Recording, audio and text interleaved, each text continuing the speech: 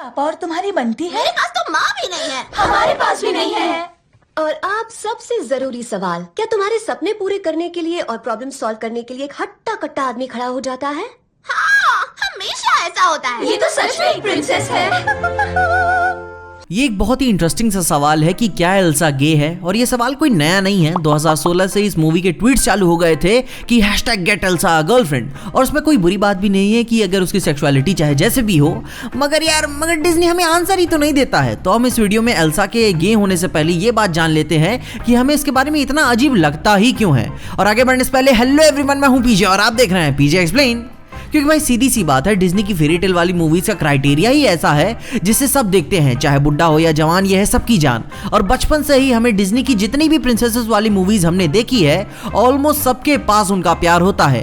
और अगर प्यार नहीं होता है तो कोई ना कोई एक मेल कंपेनियन या फिर फ्रेंड तो जरूरी होता है जो अपनी प्रिंसेस के करीब होता है, हमेशा उसकी मदद करता है, चाहे वो जैसे भी सिचुएशन में क्यों ना हो। और इस बात का बहुत ही बेहतरीन एग्जांपल अपनी मौवी और वृक-इट राल्फ आता है। और अगर अब कुछ एक्सेप्शंस की बात अगर हम छोड़ भी थे तो बाकी सब कैरेक्टर्स के पास अपना प्यार है, चाहे तुम Snow White, Cinderella, Aurora, Ariel, Belle, Jasmine, Pocahontas, Mulan, Tiana, Rapunzel. मगर सबसे बड़ी बात यह है कि इधर फ्रोजन मूवी के साथ लफड़ा क्या हुआ, क्योंकि जब 2013 में सबसे पहली बार फ्रोजन मूवी रिलीज हुई थी तो हमें उस पिक्चर में एल्सा की बहन एना के प्यार के बारे में देखने को मिला, लेकिन एल्सा की नहीं। मेरे को एक्चुअली में थोड़ा सा अजीब लगा कि भाई डिज्नी की प्रिंसेस वाली कहानी है और हमें इस राजकुमारी का कोई सपनों का राजकुमार देखने को नहीं मिला। मगर फिर भी इस कहानी के एंड होते होते मैंने ज्यादा कुछ अपनी सोच पे जोर नहीं डाला कि भाई कोई जरूरी नहीं है कि हमेशा किसी राजकुमारी का कोई राजकुमारी हो। मगर फिर जब 2019 में फ्रोजन 2 रिलीज हुई तब भी हमें मूवी ने इस बात का कोई भी आंसर नहीं दिया। तो गुरु लोग, जब जनता को ऑफिशियली आंसर नहीं मिलता है तो लोग आंसर खोजना शुरू कर देते हैं। और इस बात का सबसे आसान भाषा में एल्सा के चॉइसेस का डिस्क्रिप्शन हम ये दे सकते हैं कि एल्सा एक एसेक्सुअल या एरोमेटिक बीइंग है, जिसका मतलब है कि वो किसी भी तरह की सेक्सुअल चॉइस, एक्टिविटी, फीलिंग्स या एसोसिएशंस में इन्वॉल्व नहीं है। फ्रोजन फ्रेंचाइज में एल्सा हमें ऐसे नजर आती है कि वो किसी भी तरह के सेक्सुअल डिजायर या अट्रैक्शन से अट्रैक्शन फील ही नहीं रखती। और बिना कोई ज्यादा बातें जाने हमारा कहना यह भी गलत होगा कि अगर उसने अभी तक कोई चॉइस एक्सेप्ट नहीं की तो हम उसे स्ट्रेट भी नहीं बोल सकते और उसे गे भी नहीं कह सकते। सीधी सी बात है। और स्पेसिफिक तौर से इस बात को बहुत ही बेहतरीन तरीके से समझाया है अपने डॉक्टर एंजल डैनियल मैंटोस ने, जो कि एक प्रोफेसर, राइटर, स्पीकर है सैन डिएगो स्टेट यूनिवर्सिटी के। उन्होंने ही तर्क दिया कि Queen Elsa is approached by some viewers as queer और gay character, not only because she doesn't engage in a romantic relationship in the film but also because she is forced by her parents to suppress and hide the powers that she is born with. Although the movie implies that her parents desperately try to conceal Elsa's powers because of the danger that they impose to herself and to others. This does not justify the degree to which they prevent Elsa from having any human contact whatsoever. Furthermore, the fact that Elsa parents view suppression and isolation as solution further emphasizes notion of the infamous square closet.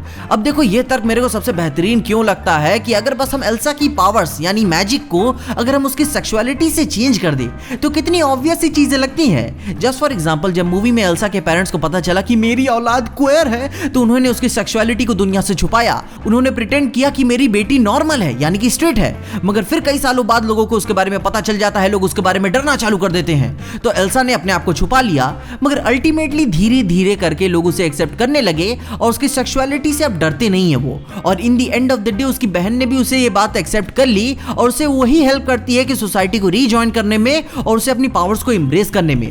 तो भाई भले ही बच्चों को इस कहानी का contrast समझ में नहीं आया, मगर बड़े होने के बाद हमारा दिमाग बहुत ही अजीब तरीके से काम करने लगता है। मगर फिर भी इतनी सारी बातों से या फिर उसके लेट इट गो वाले गाने से ये कोई चीज प्रूफ नहीं होती कि वो गे ही है, मगर ये बात भी तो प्रूफ नहीं होती कि वो स्ट्रेट है। It's just a simple work of fiction. और हाँ भाई, बच्चों की मूवी के कैरेक्टर्स को सेक्सुअलाइज तरीके से दिखाना बहुत ही अजीब होता है, मगर मेन सवाल ये भी तो खड़ा होता है कि जब फ्रोजन 1 रिलीज हुई थी तब मैं 13 साल का था। मेरे को तो थोड़ा सा डिफरेंट लगा कि इस डिज्नी मूवी में ऐसा क्यों नहीं है इसके पास। मगर फिर भी ये बात कोई जरूरी नहीं है, आई टोटली एक्सेप्ट दैट, क्योंकि इसके अलावा भी तो कई सारी ऐसी फीमेल लीड मूवीज हैं जहां पे फीमेल की लव लाइफ के बारे में ज्यादा फोकस नहीं हुआ है, मगर फिर भी हमें पसंद आई हैं। और इस बात का बहुत ही जोरदार एग्जांपल अपनी the Silence of the Lambs movie है। क्लैरिस के बारे में तो कोई इतने सवाल नहीं उठाता, क्योंकि ये मूवी एक ऐसे प्रोडक्शन हाउस से आती है जहां पे चीजों को बहुत ही अलग अलग तरीके से दिखाया जाता है, और ठीक उसकी उल्टी जगह डिज्नी की मूवीज का अपना एक पैटर्न होता है। मैं आंख बंद करके भी भरोसा करके देख सकता हूं कि फैमिली के साथ भी देखूंगा तो कोई प्रॉब्लम नहीं होगी, मगर फिर भी इन डिस्टेंट फ्यूचर इस बात का चाहे जो भी आंसर निकले, अपनी एरेंडेल की राजकुमारी चाहे स्ट्रेट हो, गे हो या फिर कुछ भी ना हो, मगर फिर भी मैं इसे अपने दिल से चाहूंगा, आई मीन एक्सेप्ट करूंगा।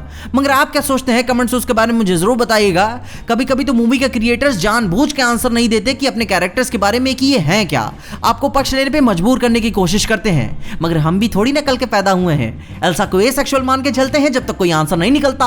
और हाँ, आप सब अपने अपने फैंटेसी जरूर बताइएगा कि एल्सा के बारे में, कि आप मेरी राजकुमारी के बारे में क्या सोचते हैं, कमेंट्स में बताना जरूर। इसके अलावा अगर आपको इस वीडियो में देखे कुछ भी अच्छा लगा, खुशी या मजा आया तो लाइक मार दो इस वीडियो को। इस चैनल पे कहीं से भी नए आगे हो तो सब्सक्राइब तो मार देना इस चैनल को। और अगर आपको वीडियो ज्यादा ही अच्छी लग गई तो अपने दोस्तों शेयर कर देना। मेरे इंस्टाग्राम और ट्विटर हैंडल्स आपको नीचे ही डिस्क्रिप्शन में मिल जाएंगे। और देखते रहिए पीजे एक्सप्लेन।